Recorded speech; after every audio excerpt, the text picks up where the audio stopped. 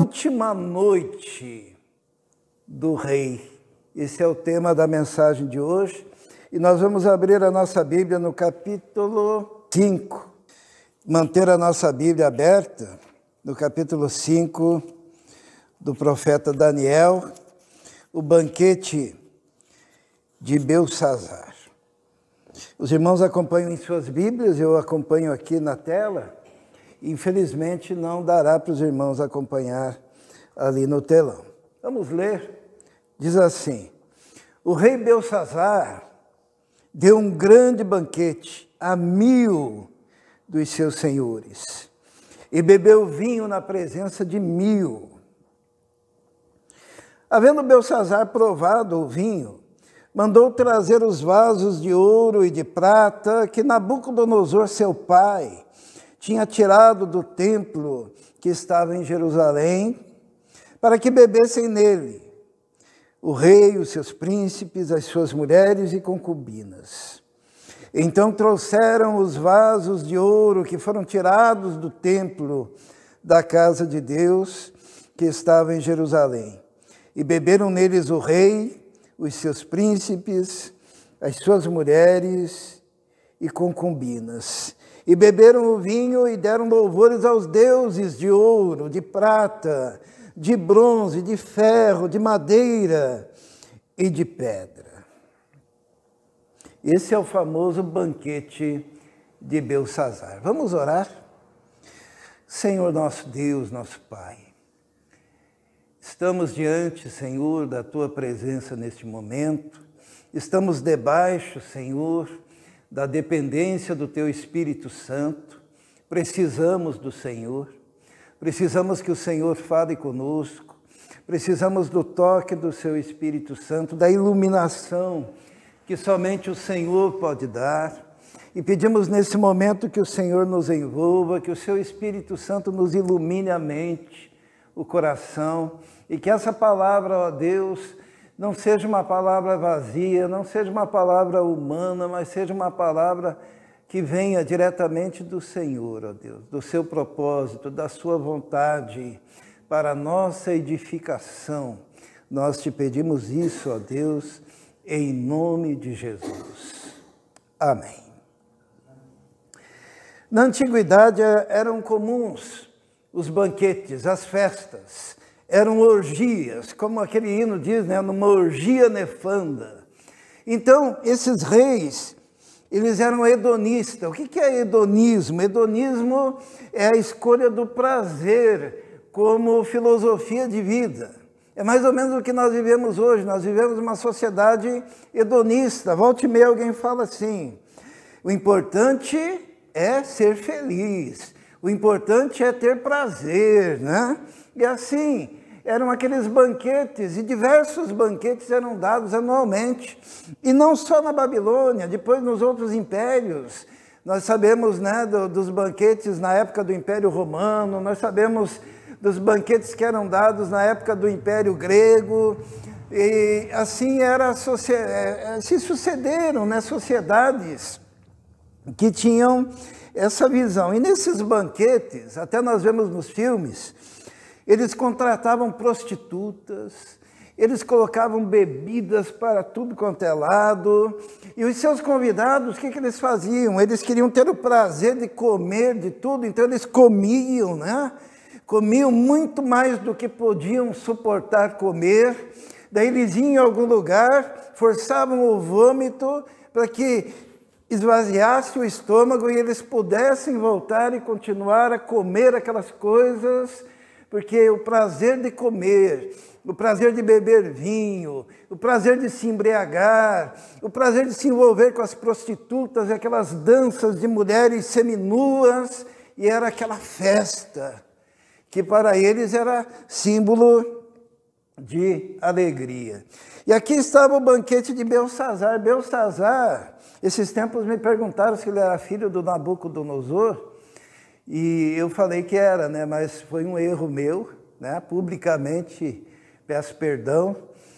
Na verdade, ele era filho de Nabonibo, que era filho de Nabucodonosor. Então, quando aparece que Belsazzar era filho, é porque a palavra filho significa também parente, né? Então Jesus é filho de Davi, significa que é da linhagem de Davi. E o que acontece?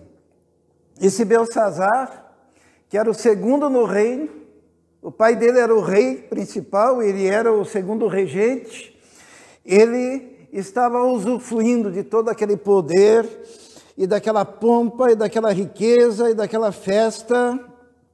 E ali naquele lugar, vasos de ouro para tudo quanto é lado, sabe? Quando a gente vai numa festa luxuosa, né? Só que ele pegou, ele misturou aquela festa, aquela opulência com as coisas de Deus. Teve um determinado momento na festa que ele dá uma ordem: busque os utensílios que foram pegos do templo do Senhor lá em Jerusalém e tragam aqui para que nós possamos beber. Então ele começou a misturar. É mais ou menos o carnaval, né, de hoje em dia.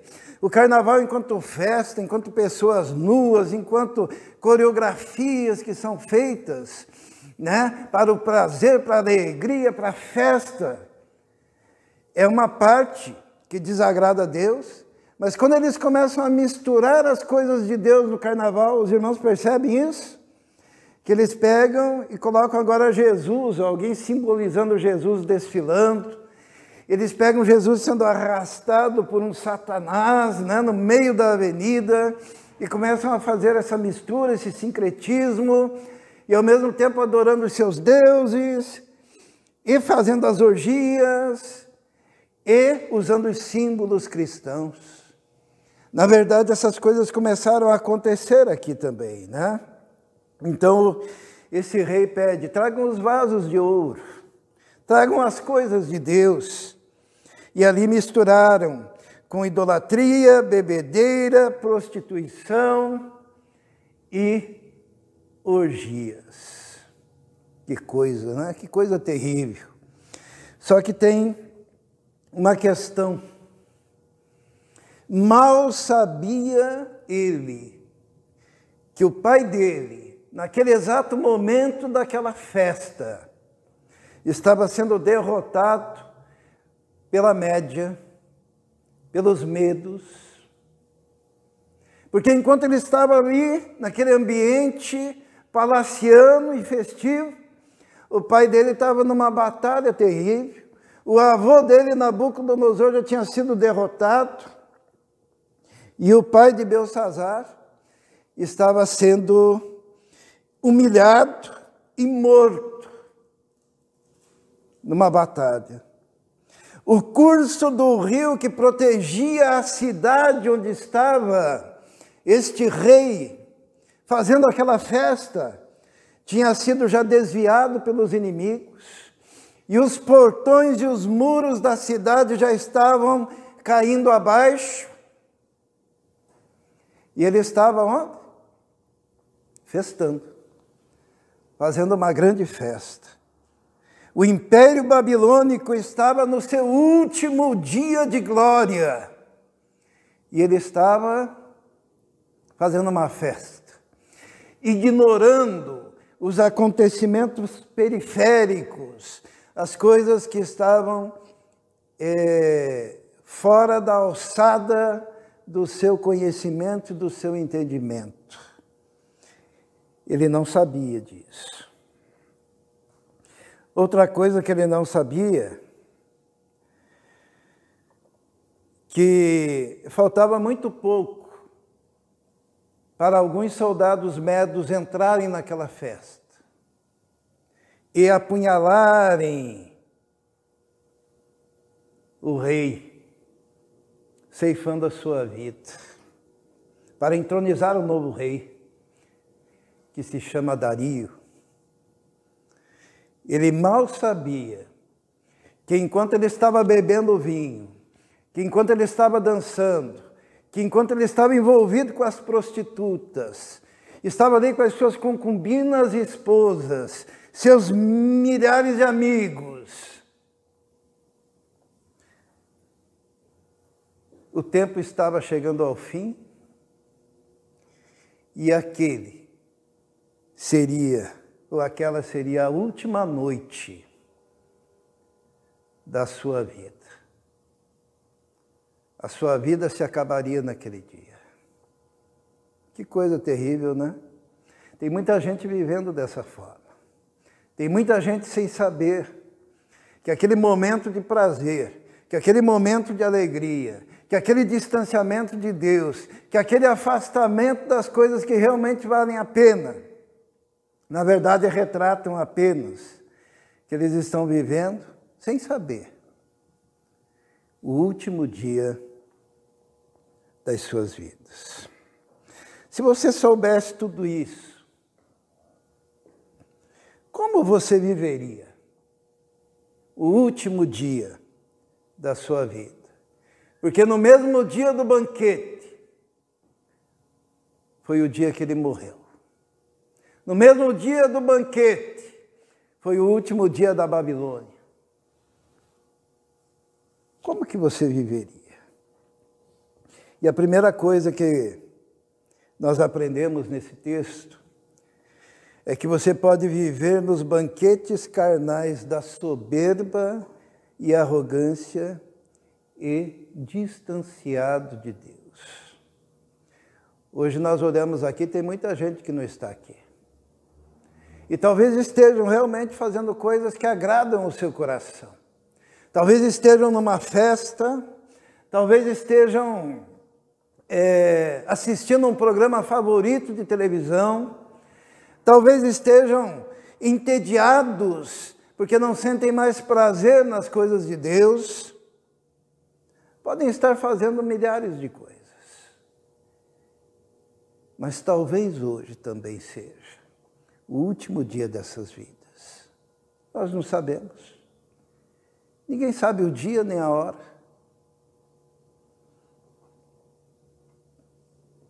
A Bíblia diz, o Senhor Jesus nos ensina que quando o Filho do Homem vier, porque há duas maneiras de nós partirmos, né? A primeira é morrermos. Com quantos anos nós podemos morrer? Eu posso pensar, estou com 58, devo ter mais uns 30 anos de vida. Ou 40. Eu estava vendo esses dias um pregador que eu ouvia quando eu tinha, na minha juventude, nos anos 80. E hoje ele está com 87 anos de idade. Ele nasceu em 1935. E daí, por curiosidade, eu fui ver na internet como é que andava aquele homem. E sabe o que ele está fazendo aos 87 anos de idade? Pregando o Evangelho, pregando com vigor, pregando com entusiasmo, pregando com alegria. E eu fiquei feliz, eu pensei, eu quero isso. Eu quero chegar aos 90 pregando. E ele em pé e andando para todos os lados e cantando. Porém, ninguém pode saber. Tem um pastor que eu prezo muito, que morreu ano passado, 50 anos. Nós não sabemos o dia, nós não sabemos a hora. Tudo está nas mãos do Senhor. Então nós podemos ir pela morte, mas também pode acontecer de ser o nosso último dia, Jesus voltando, o toque da trombeta, o arrebatamento da igreja. E Jesus, ele diz o quê? Que nos dias do Filho do Homem, serão dias como os dias de Noé. Como que foram os dias de Noé? Noé é chamado do pregoeiro da justiça. Era um pregador incansável, anunciando aquilo que Deus havia colocado no seu coração, construindo aquele barco de salvação para aquele povo. No entanto, o povo rejeitava, no entanto, o povo zombava, no entanto, o povo não dava ouvidos, no entanto, o povo não acreditava na mensagem, e cada um andava pelo seu próprio caminho. E Jesus disse que casavam e davam-se em casamento. estavam nas suas festas, estavam nos seus compromissos, e mal sabiam que quando Noé entrasse na arca, o próprio Deus fecharia as portas da arca, impedindo a entrada de qualquer pessoa que tivesse rejeitado a proclamação. Jesus também diz que quando vier o Filho do Homem, o mundo estará como Sodoma e Gomorra. Qual que é a característica de Sodoma e Gomorra mesmo? Qual que era o pecado de Sodoma e Gomorra? Deus um dia olhou para Sodoma e viu que o pecado dela era terrível e mandou anjos para avisar a Ló. E aquele povo de Sodoma, vendo aqueles homens, aqueles anjos em formato de homens, chegaram e disseram: onde estão aqueles homens? Porque nós queremos ter relações com eles. Era uma cidade de homens. Tanto que a palavra indica o relacionamento até os dias de hoje. E nós vivemos numa época também em que tornou-se uma prática que tem sido aceitada, incentivada e estimulada. Até o povo de Deus, não obstante o fato de que Deus disse, não herdarão o reino dos céus, porque estão em pecado. Mesmo a Bíblia dizendo assim que, por causa da sua rejeição de Deus, Deus os entregou a sentimentos perversos, e recebendo em si mesmo a retribuição justa pelos seus pecados praticados. Mesmo a Bíblia sendo tão clara assim. Hoje nós temos igrejas que aceitam a prática. E a igreja, com aquele tipo de amor que o Israel falou agora há pouco, que não é amor, que é libertinagem, em nome do amor, desobedecendo a Deus, em nome do amor, afrontando a Deus, em nome do amor, rejeitando o que é explícito e claro na palavra de Deus.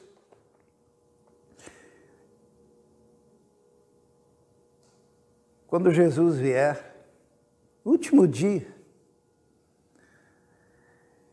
a sociedade será como Sodoma e Gomorra. Estarão com essas práticas. A Bíblia diz assim, Jesus pergunta, quando o Filho do Homem vier, porventura encontrará fé na terra? Porque a fé foi substituída por pensamento positivo. A fé não mais fundamentada nas Escrituras. A fé transformada em confissão positiva, em magia.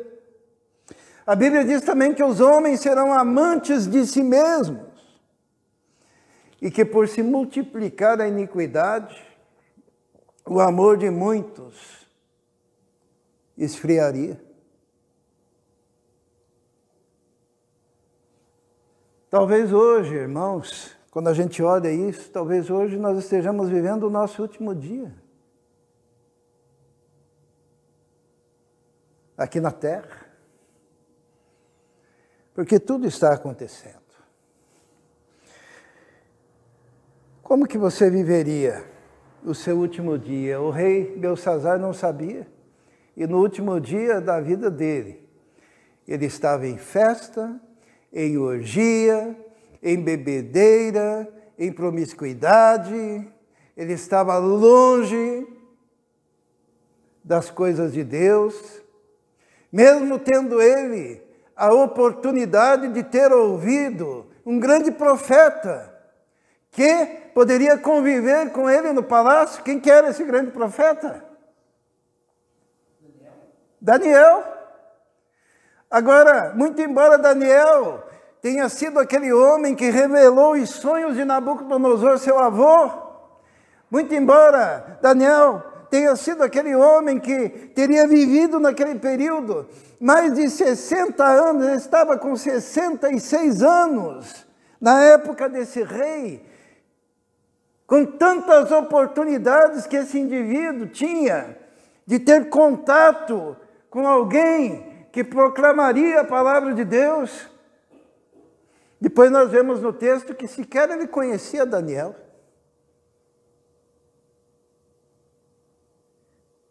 Porque muitas vezes Deus dá oportunidades. Essa igreja plantada nesse lugar é uma oportunidade para esse bairro. Todos os domingos, toda sexta, palavra de Deus proclamada. E alguns nas suas orgias, outros na sua indiferença, outros nos seus cobertores, outros na sua televisão, sem saber que talvez hoje seja o último dia das suas vidas, sem saber o que está acontecendo lá fora. Este homem não sabia que o seu pai estava morrendo na batalha e que aquele reino grandioso estava vivendo o seu último dia, porque passaria para os medos. Como que você viveria se você soubesse que hoje seria o seu último dia? Na cegueira espiritual, incapacitado de entender a revelação do Altíssimo. Foi o que aconteceu com esse rei. Vamos ver? Lá no versículo 5, não vai aparecer ali, né? Os irmãos vejam nas suas Bíblias, diz assim: na mesma hora apareceram uns dedos de mão de homem e escreviam defronte do castiçal na caiadura da parede do palácio real. E o rei via a parte da mão que estava escrevendo. Mudou-se então o semblante do rei, e os seus pensamentos o turbaram. As juntas dos seus lombos relaxaram, os seus joelhos batiam um no outro. E gritou o rei com força que se introduzissem os astrólogos, os caldeus, os adivinhadores. E falou o rei, dizendo aos sábios da Babilônia: qualquer que ler esse escrito e me declarar a sua interpretação, será vestido de púrpura e trará cadeia de ouro ao pescoço, e será o terceiro no meu reino. Então entraram todos os sábios do rei, mas não puderam ler o escrito, nem fazer saber ao rei a sua interpretação. Então o rei Belsazzar perturbou-se muito, mudou-se-lhe o semblante, e os seus senhores estavam sobressaltados. Que desgraça! Já pensou alguém viver o último dia, o último momento da sua vida, cego espiritualmente, sem a capacidade de entender a revelação do Altíssimo? Deus estava se revelando, o mesmo Deus que escreveu lá na rocha os mandamentos, lá no Monte Sinai. De repente ele se manifesta e escreve uma mensagem na parede, mas o cara não tinha se preparado, ele não sabia, ele não tinha sensibilidade espiritual, ele não tinha a possibilidade de compreensão das coisas espirituais. Ele estava cego espiritualmente, assim como aqueles que estavam à volta dele, e por isso ficaram apavorados diante da palavra de Deus. Cego para as coisas de Deus, cego para o transcendente, cego para os escritos de Deus. Eu creio que a pior desgraça é no último dia da sua vida você descobrir que você não está preparado espiritualmente. Você não tem o discernimento. Você não tem aquela intimidade com Deus, aquela comunhão. Você não tem aquele espírito tenro que percebe a presença do Espírito Santo no ambiente. Você não tem a capacidade de ler a palavra espiritual e tê-la discernida no coração, porque você não se preparou. Aquele homem, diante da revelação de Deus, diante da palavra de Deus, diante da manifestação sobrenatural de Deus, a única coisa que ele conseguia fazer era tremer, era os joelhos tremer, era ficar apavorado, era ficar angustiado. Que coisa terrível. A pessoa é insensível, endurecido no coração, entenebrecido, isto é, em trevas da mente, morto espiritualmente.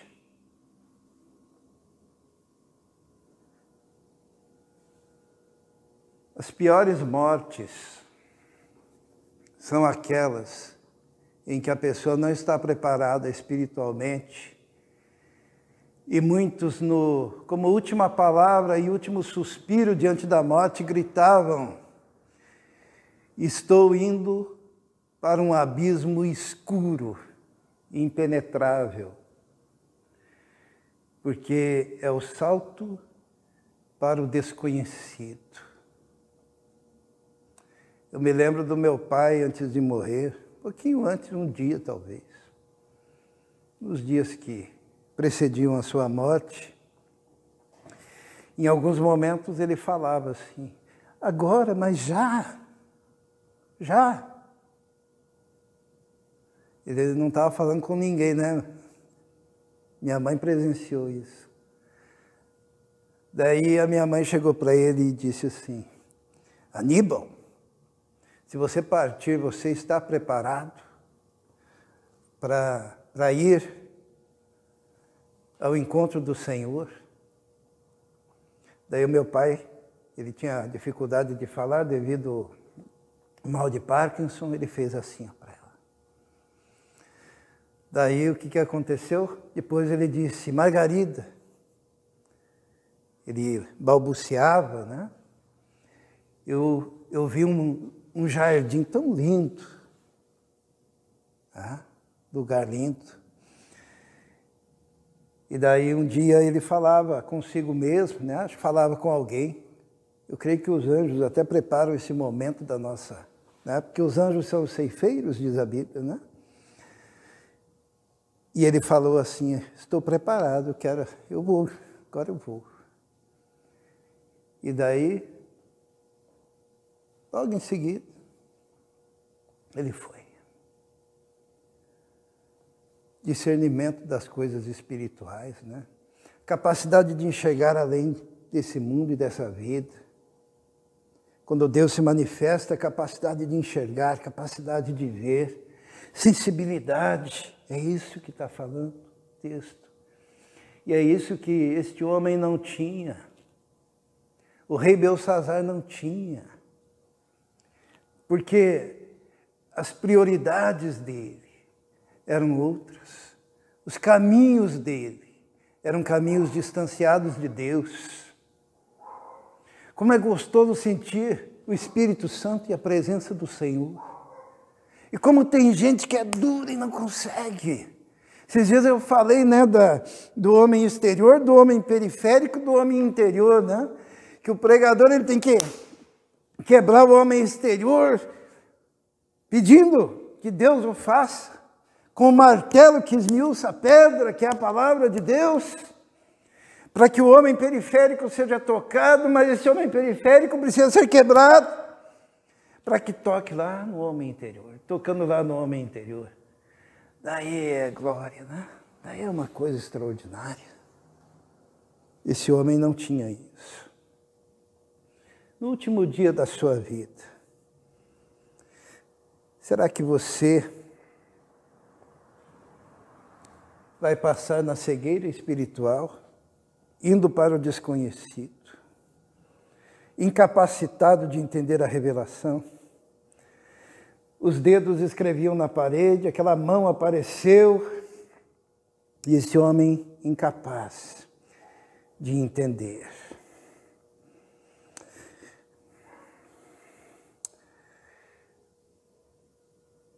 Se hoje fosse o último dia da sua vida, será que seria como o rei, que morreu manifestando a incapacidade absoluta de aprender com a experiência dos seus pais? Olha só o que diz o texto, vamos ler, versículo 17, diz assim: porque o rei, ele acabou, pelo conselho da sua esposa, chamando Daniel. A esposa dele disse assim: tem um homem que pode dar o significado dessas palavras que foram escritas na parede, o nome dele é Daniel. Ele falou com Nabucodonosor, o teu avô, ele revelou os sonhos, chama ele. E daí ele chamou Daniel. Ele não conhecia Daniel porque ele falou: é você que revelou os sonhos para o meu avô? Deu Daniel: foi meu Deus que me deu a revelação.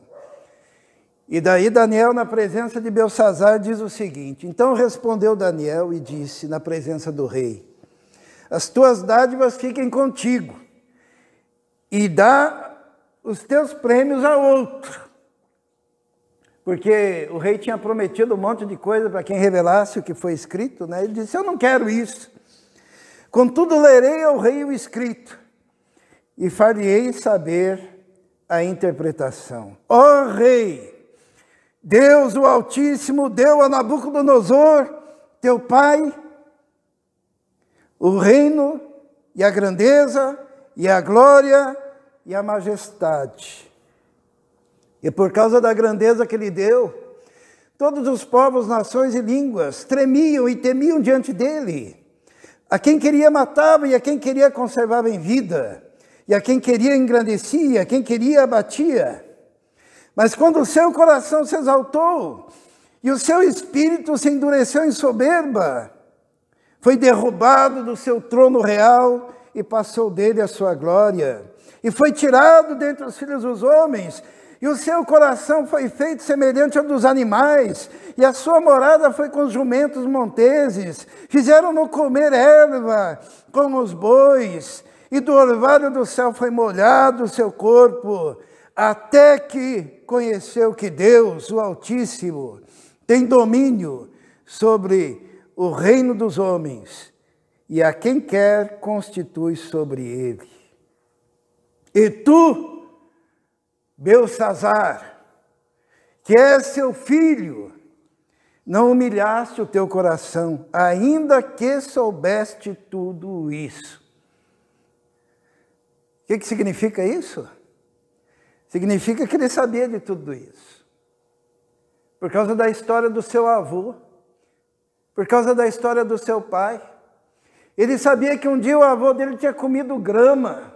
Ele sabia que um dia o avô dele tinha sido tocado por Deus e o coração modificado para um coração animalesco. E que era por causa do orgulho que o avô dele tinha passado por isso. E Daniel fala e diz: e tu, Belsazar, que é seu filho, não humilhaste o teu coração, ainda que soubeste tudo isso. Belsazar não aprendeu com a história dos pais. Belsazar não aprendeu com a história do avô. Belsazar rejeitou. Sabe que nós, pais, nós temos uma responsabilidade muito grande. É da nossa experiência imprimirmos no coração dos nossos filhos o temor de Deus, a reverência ao Senhor. E os filhos têm a responsabilidade de ver, ouvir e seguir o exemplo dos seus pais. Belsazar ignorou. Sabendo que tudo aquilo acontecera com seu avô, por causa do orgulho. Mesmo assim, ele manteve no próprio coração um orgulho tremendo que o fez cair, distanciar-se.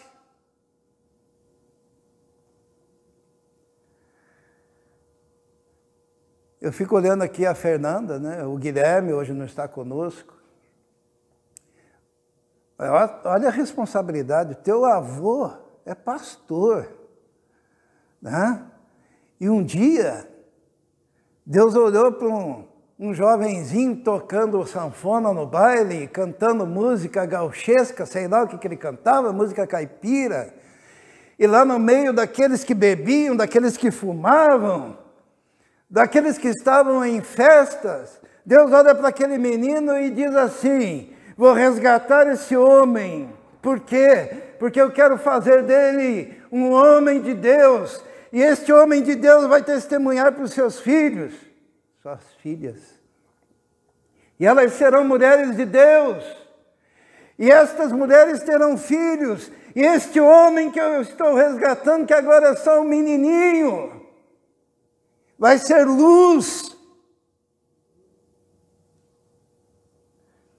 É estultícia não aprender com os pais, com os avós. Minha mãe estava numa família lá que adorava santos, que bebia cachaça em homenagem ao santo, né? Colocavam cachaça na boca da criancinha, em homenagem aos santos. E um dia ela ficou sozinha neste mundo, foi para uma casa, e naquela casa ela era maltratada, dormia numa caixa. Deus olhou para ela e disse assim: essa mulher, essa moça, essa menina, eu vou resgatar, eu vou colocar ela numa casa onde ela aprenda de Jesus, onde ela tenha a ação do Espírito Santo, onde ela tenha educação, onde ela possa ir para a igreja, onde ela possa aprender a Bíblia, porque ela vai ser formada, e essa mulher, ela vai se casar com um homem que ia lá no sítio, um homem simples que eu também resgato, vou juntar para que tenham filhos, e eles possam ensinar seus filhos, para que tenham netos, e eles possam ensinar seus netos, para que sejam homens de Deus, para que sejam mulheres de Deus. E ai de nós, de não aprendermos com a experiência dos nossos pais, dos nossos avós. Belsazar, Daniel teve que dizer assim para ele: e tu, Belsazar, que és filho de Nabucodonosor, aquele que comeu grama até reconhecer que Deus é Deus, você não se humilhou, não humilhou o seu coração, ainda que você soubesse de tudo isso. Às vezes os mais antigos repetem a mesma história, né? Talvez o pastor Brasil repita a mesma história algumas vezes, não sei. E eu fico pensando, Deus colocando no coração, repete para ver se aprendem. Repete para ver se aprendem. Que coisa terrível é não aproveitar as oportunidades que Deus dá. Aí Daniel, chegou o momento dele dar a interpretação, né? Ele pega e diz assim, a partir do versículo 24. Então dele foi enviada aquela parte da mão que escreveu este escrito. Este é, pois, o escrito que escreveu. Daniel está falando para o rei.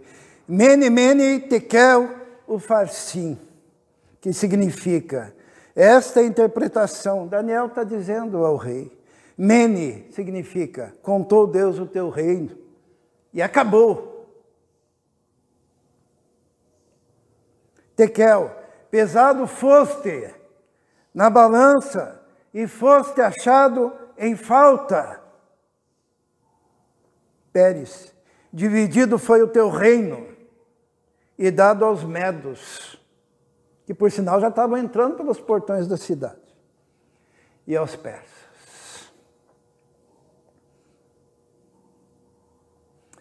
Deus escreveu na parede, se revelou, sabe?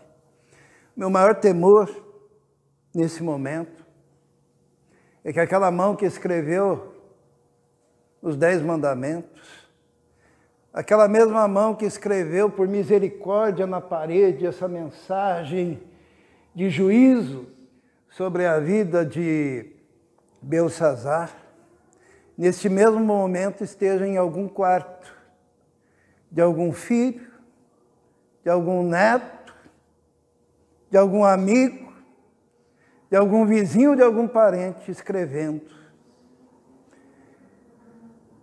acabou o teu reino. Hoje é o último dia da sua vida. Você foi pesado e foi encontrado em falta. Você não tem sensibilidade para com as coisas de Deus. Você não teve a capacidade de aprender com a experiência dos seus pais. Você escolheu as festas e as orgias. Pesado foste. Tua vida chegou ao fim. Agora, o mesmo Deus que pode escrever esse juízo, Ele também pode escrever o contrário disso, né? O que hoje Deus escreve na parede da sua vida? Porque Ele também pode declarar para aquele que confia nele vida abundante, que é o que Jesus prometeu, né? Ele pode olhar para você e dizer: servo bom e fiel, você não foi achado em falta porque você cumpriu aquilo que eu requeri de ti. Por isso multiplicarei as bênçãos sobre ti. Deus pode fazer isso. E tudo isso vai depender da sua escolha. Tudo isso vai depender da escolha dos seus filhos, dos seus netos, dos meus filhos. Futuro. Mas, infelizmente, para Belsazar, a palavra foi mene, mene, contou Deus o teu reino e acabou. Tekel, você foi pesado e achado em falta. E o teu reino foi dado aos medos. Então diz a palavra de Deus que Belsazar mandou que vestissem Daniel de púrpura e lhe pusessem uma cadeia de ouro ao pescoço e proclamassem a respeito dele que havia de ser o terceiro no governo do seu reino. Naquela mesma noite, versículo 30, morreu Belsazar, rei dos caldeus. E Dario, o Medo, ocupou o reino, sendo da idade de 62 anos. E assim acabou a história deste homem. Feche seus olhos agora.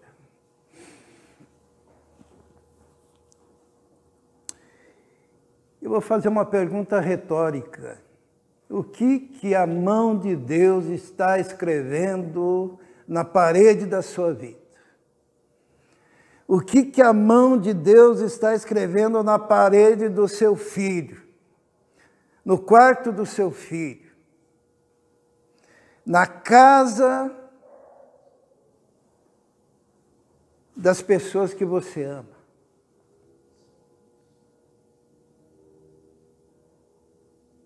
Vamos orar, vamos pedir que Deus tenha misericórdia em salvar. Que hoje não seja o último dia daqueles que estão distanciados de Deus, mas que hoje possa ser o primeiro dia de uma vida de intimidade com Deus, para aqueles que nós amamos. Pense aí no seu filho, no seu neto, pense aí na pessoa que você ama. Vamos orar. Senhor, Terrível coisa, ó Deus, é não ter sensibilidade espiritual. Terrível coisa é rejeitar a tua palavra. Terrível coisa é não andar nos teus caminhos, ó Deus. Terrível coisa para os nossos filhos é não aprender a andar contigo, Senhor. Por isso queremos invocar a bênção sobre cada um deles e pedir que a tua misericórdia, que é tremenda, alcance, Senhor, aquele coração e transforme aquele coração. Que o testemunho da tua palavra, Senhor, acenda a chama do teu Espírito naquela vida e que ele possa, ó Deus, se derramar diante de ti. Nós pedimos isso, ó Deus. Pedimos misericórdia. Nós não queremos os nossos queridos, ó Deus, no inferno. Nós não queremos os nossos queridos na chama eterna, como diz a tua palavra, porque é um lugar preparado não para eles, mas para o diabo e seus anjos. Resgata-os, ó Deus, como alguém que resgata do fogo. Liberta. Que a sensibilidade do Senhor se manifeste, ó Deus. Pedimos a bênção do Senhor. Pedimos por nós, ó Deus, que nós possamos também vivemos tão somente para Ti e para o testemunho da Tua graça. Pedimos isso em nome de Jesus. Amém.